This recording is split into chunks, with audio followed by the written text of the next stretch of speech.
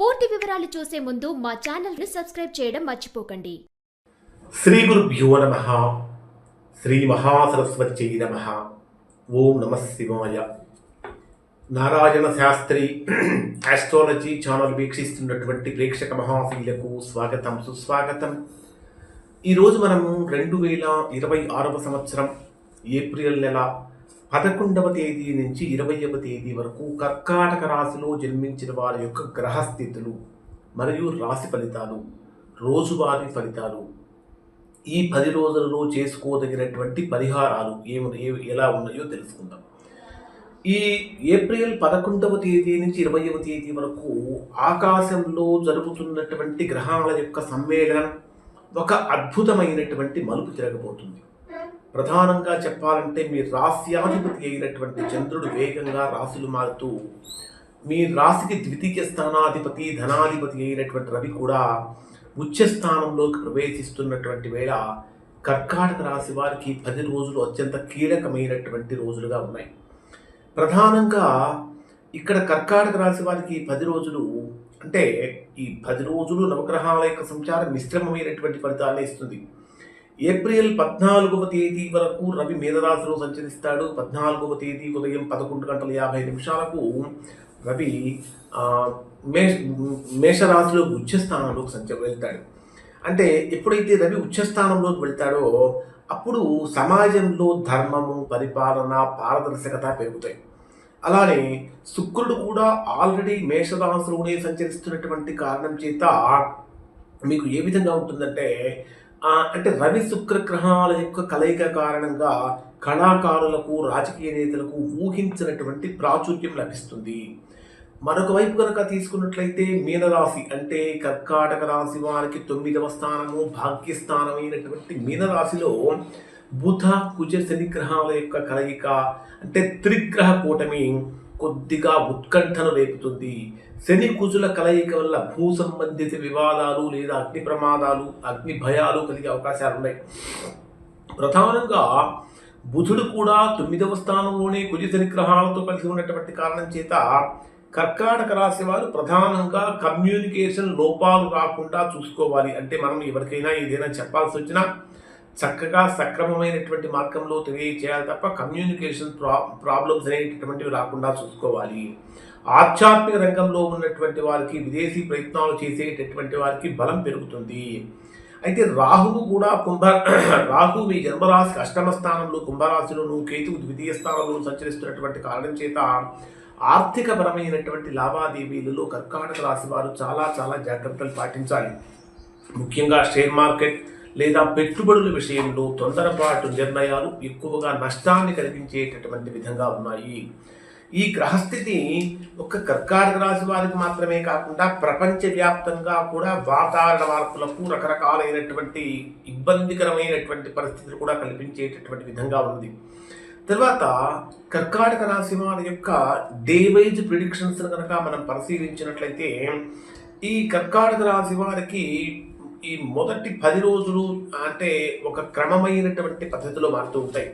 April 11వ తేదీ ఉదయం నుంచి 13వ తేదీ ఉదయం 4:06 వరకు ఉండేటటువంటి సమయంలో మీ రాశికి 7వ స్థానమైనటువంటి మకర రాశిలో చంద్రుడు సంచరించేటప్పుడు వ్యాపార భాగస్వామ్యాల్లో అనుకూలతలు కనిపిస్తాయి.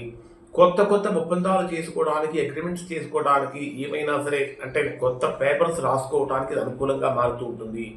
కానీ వ్యక్తిగత జీవితంలో కనుక పరిశీలించినట్లయితే జీవిత భాగస్వామితో చిన్నపాటి మనస్పర్ధలు కూడా రాకుండా చూసుకోండి. సమాజంలో కూడా మీ మీద చక్కగా గౌరవం పెరుగుతుంది. మీరు చేసేటటువంటి ప్రతి పనిలో కూడా ఇతరుల యొక్క సంపూర్ణమైనటువంటి మద్దతు మీకు లభిస్తుంది. మరి 13వ తేదీ ఉదయం 4:06 నుంచి 15వ తేదీ ఉదయం 9:38 వరకు ఉండేటటువంటి సమయంలో ఇది మీకు కొద్దిగా కఠినమైనటువంటి సమయంగా ఉంది. 8వ స్థానంలో సంచరించేటటువంటి చంద్రరాహు గ్రహాల యొక్క కలయిక కొంత ప్రతికూలమైనటువంటి సమయంగా ఉంటుంది. ఆరోగ్యపరమైనటువంటి విషయాలలో కర్కాటక రాశి వారు నిర్లక్ష్యం చేయకూడదు. ముఖ్యంగా ఉదర సంబంధిత సమస్యలు లేదా రక్తపోటు సమస్యలు రావచ్చు. అనవసరమైనటువంటి భయాలు, మానసికమైనటువంటి ఆందోళనలు కూడా కలిగే అవకాశాలు ఉంటాయి. వర్క్ వైజ్గా కనుక తీసుకుంటే ఆఫీసులో పనులు కూడా కొద్దిగా నెమ్మదిస్తూ ఉంటాయి. అనవసరంగా ఎవరితోటి వాదనలకు దిగకండి. రహస్య శత్రువుల పట్ల చాలా చాలా జాగ్రత్తగా అప్రమత్తంగా ఉండాలి. మరి ఏప్రిల్ 15వ తేదీ నుంచి 17వ తేదీ మధ్యాహ్నం 12 గంటల 6 నిమిషాల వరకు ఉండేటటువంటి సమయంలో చంద్రుడు మీకు భాగ్యస్థానంలో అంటే త్రిగ్రహ కూటమితో బుధ కుజ త్రిగ్రహాలతో పాటు చంద్రుడు కూడా కలవటం వల్ల చాతుర్గ్రహ కూటమి అవుతుంది అక్కడ.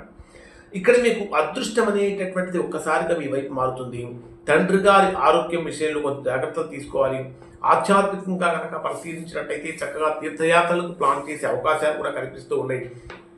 విద్యార్థులు ఉన్నత విద్య కోసం చేసే ప్రయత్నాలు చక్కగా ఫలిస్తాయి. ఒక రకంగా చెప్పాలంటే, ఒక్క మాటలో చెప్పాలంటే కష్టానికి తగినటువంటి ఫలితాన్ని కర్కాటక రాశి వారు ఇక్కడ పొందుతారు. మరి 17వ తేదీ నుంచి అంటే 17వ తేదీ మధ్యాహ్నం 12 గంటల 6 నిమిషాల నుంచి 19వ తేదీ మధ్యాహ్నం 12 గంటల 32 నిమిషాల వరకు ఉండేటటువంటి సమయాన్ని పరిశీలిస్తే ఇది మీకు దశమ స్థానంలో సంచరించేటటువంటి చంద్రుడు, దశమ స్థానంలో సంచరించేటటువంటి రవి, దశమ స్థానంలో సంచరించేటటువంటి శుక్రుడి యొక్క ప్రభావం కారణం చేత కెరియర్ మొత్తము కూడా బంగారుమయం కాబోతుంది. అంటే ఈ విషయాల్లో కొన్ని బంగారం లాంటి అనుకూలతలు కూడా పెరుగుతూ ఉంటాయి. ఉద్యోగపరంగా తీసుకుంటే పదోన్నతులు రావడం, ఇప్పటిదాకా ఎవరైతే ఉద్యోగపరంగా తీవ్రమైనటువంటి ప్రతికూలతలతో రకరకాల సమస్యలతో ఇబ్బంది పడ్డారో అటువంటి వారికి ఆ ఇబ్బందులన్నీ కూడా పూర్తిగా తొలగిపోయి చక్కటి బ్రహ్మాండమైనటువంటి అనుకూలతలు, పై అధికారుల నుంచి ప్రశంసలు కూడా అందుకుంటూ ఉంటారు. ప్రభుత్వ రంగంలో ఉన్నటువంటి వారికి ఊహించినటువంటి మేలు కూడా జరుగుతుంది. మీ అధికారం కూడా చెల్లుబాటు అవుతుంది. సామాజికంగా సమాజంలో మీకంటూ ఒక ప్రత్యేకమైనటువంటి గుర్తింపు కూడా లభిస్తుంది. నిరుద్యోగులుగా ఉన్నటువంటి వారు ఇప్పటి వరకు చేసినటువంటి ఉద్యోగ ప్రయత్నాలలో ప్రతికూలతలు పొందినటువంటి వారు కూడా ఇప్పటి నుంచి అనుకూలతలు పొందుతూ ఉంటారు. మరి 19వ తేదీ నుండి 20వ తేదీ రాత్రి వరకు ఉండేటటువంటి సమయాన్ని పరిశీలిస్తే ఇది మీకు చంద్రుడు తనకు ముఖ్య స్థానంలో సంచరించేటటువంటి రోజులు లాభస్థానంలో ఉంటాడు కాబట్టి అన్ని వైపుల నుంచి కూడా కర్కాటక రాశి వారు చక్కగా లాభాలు పొందుతూ ఉంటారు. దీర్ఘకాలిక పెట్టుబడుల నుంచి మంచి లాభాలు గడిస్తారు. సంతోషంగా అంటే స్నేహితులతో విందు వినోదాది కార్యక్రమాల్లో పాల్గొంటారు. పెద్దవాళ్ళ యొక్క ఆశీస్సులు లభిస్తూ ఉంటాయి. మీరు ఆశించినటువంటి కోరికలు నెరవేరేటటువంటి సమయంగా ఇది ఉండబోతుంది. అయినప్పటికీ కర్కాటక రాశి వారికి కొద్దిగా చిన్న పరిహారం కూడా అవసరం. 13వ తేదీ నుంచి 15వ తేదీ వరకు అష్టమ చంద్రుడి యొక్క ప్రభావం కారణం చేత చిన్న సమస్యలు కూడా ఉన్నాయి కాబట్టి ఆ సమస్యలు తొలగిపోవటానికి ప్రతిరోజు ఖచ్చితంగా శివలింగానికి పాలు లేదా నీటితో అభిషేకం చేయండి. తద్వారా చక్కటి మానసిక ప్రశాంతత లభిస్తుంది. అభిషేకం చేయడానికి మీకు మంత్రాలు పెద్దగా రాకపోయినప్పటికీ ఓం నమ శివాయ అనేటటువంటి శివ పంచాక్షరి మంత్రం ఒక 11 సార్లు జపించుకుంటూ శివలింగం మీద కనుక ఒక చెంబు నీరు కనుక పోసినట్లయితే తద్వారా మంచి ఫలితాలు పొందుతారు. అమ్మవారి యొక్క ఆరాధన కూడా చాలా మంచిది. లలితా సహస్రనామ పారాయణం చేయడం వల్ల అష్టమ స్థానంలో ఉన్నటువంటి చంద్రదోషం కూడా తొలగిపోతుంది. ఇంకా సూర్య నమస్కారాలు చేయడం వల్ల ఆర్థికంగా బ్రహ్మాండమైనటువంటి అనుకూలత పెరుగుతుంది. వీలైతే అన్నదానం చేయటం వల్ల కూడా మంచి ఫలితం కలుగుతుంది. ఇవి కర్కాటక రాశి వారికి సంబంధించిన ఫలితాలు. మరి ఇప్పుడు చెప్పినటువంటి ఫలితాలు దాదాపుగా అందరికీ 90% మందికి 90% ఫలితాలు వర్తిస్తాయి. ఎవరికైతే వర్తించడం లేదు, ఇంకా ఎవరైతే తీవ్రమైనటువంటి ప్రతికూలతలు పొందుతూ ఉన్నారో అటువంటి వారు ఒక్కసారి మీరు మీ వ్యక్తిగత జాతకాన్ని విశ్లేషణ చేయించుకొని దోషం ఎక్కడుందో తెలుసుకొని దోష నివారణ కనుక చేయించుకుంటే చక్కగా తద్వారా సత్ఫలితాన్ని పొందుతారు. ఇవి కర్కాటక రాశి వారికి సంబంధించిన ఫలితాలు. Thank you.